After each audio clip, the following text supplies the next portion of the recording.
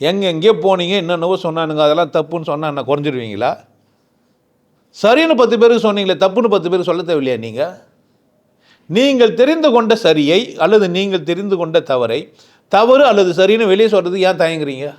அம்மாவை கேட்கல, நான் யாருன்னு கேட்கவே இல்லை, என் பாலினத்தை மதிக்கவே இல்லை, அப்புறமா நல்லதுன்னு தெரிஞ்சும் பித்தியார்கிட்ட போய் சொல்லவே இல்லை. அப்படி தானே? ஏன் சொல்லலை?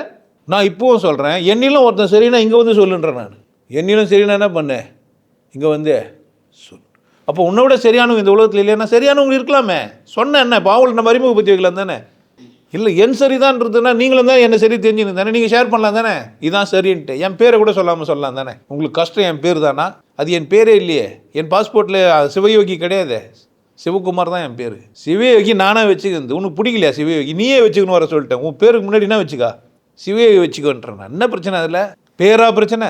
உண்மைதான் பிரச்சனை. ஒரு உண்மை உனக்கு உண்மைன்னு தெரிஞ்சோம், ஏன் உனக்கிட்ட சொல்கிறதுக்கு தயங்குற? என்ன பிரச்சனை உனக்கு? ரகசியம் உபதேசம் தான், அதை சொல்ல பார்க்குற. ஆனால் வெட்ட வெளி தான் கடவுள்னு சொல்கிறது ஏன் பார்க்க மாட்டேன்ற? அப்போது எப்படி இருக்கிறேன்னு கேட்டீங்கன்னா, சுயநலம் மிக்கவனா இருக்கிறேன்னா அதுவும் இல்லை. உனக்கு சுயமே தெரியாது, உனக்கு எப்படி சுயநலத்தை பற்றி அக்கறை இருக்கும்? 4 பேருக்கு உதவியாக இருக்க வேண்டிய நீ எப்படி இருக்கிற? உனக்கே உதவியாக இல்லாத நீ மற்றவங்களுக்கு எங்கே உதவியாக செய்ய போகிற? என்னுடைய கேள்வி இவ்வளோ தான். அம்மாவை போய் கேள்வி, நீ தான் அம்மாவான்ட்டு. அவள் ஆமாம் சொன்னாலும் எஸ் சொன்னாலும் ஒத்துக்கோ, ஒத்துக்காமல் போ. இல்லை உனக்கு புரிஞ்சிச்சுன்னா ஆமாம் இது எங்கள் அம்மான்னு ஒரு முறை சந்தேகப்பட்டு கேட்டு கூட தெரிஞ்சுக்கோ, தப்பு இல்லை. அப்பா என்ன யாருன்னு கேட்காத. ஏன் அவசியம் இல்லை, அம்மா தான் எனக்கு விசேஷம். எனக்கு யார் தான் விசேஷம்? அம்மா தான் விசேஷம். கம்முனே இருக்கு. நான் யாருன்றது யார்கிட்ட தான் கேட்கணும்?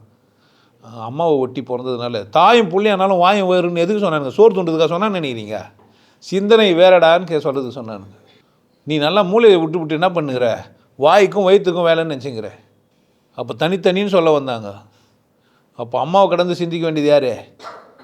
நீ தான். பாலினத்தை மதிக்க வேண்டியது யார்? சொந்த பாலினத்தை, எதிர்பாலினத்தை இல்லை. சொந்த பாலினத்தை நேசிச்சேன்னா உனக்கு சந்தேகப்பட தோணும். என்ன மாதிரி ஒரு பொண்ணு சந்தோஷமாகறான்னு நினைப்பியா, இல்லை அவள் சந்தோஷமாக இருக்கக்கூடாதுன்னு நினைப்பியா? ஆணுக்குமே தான் சொல்கிறேன்.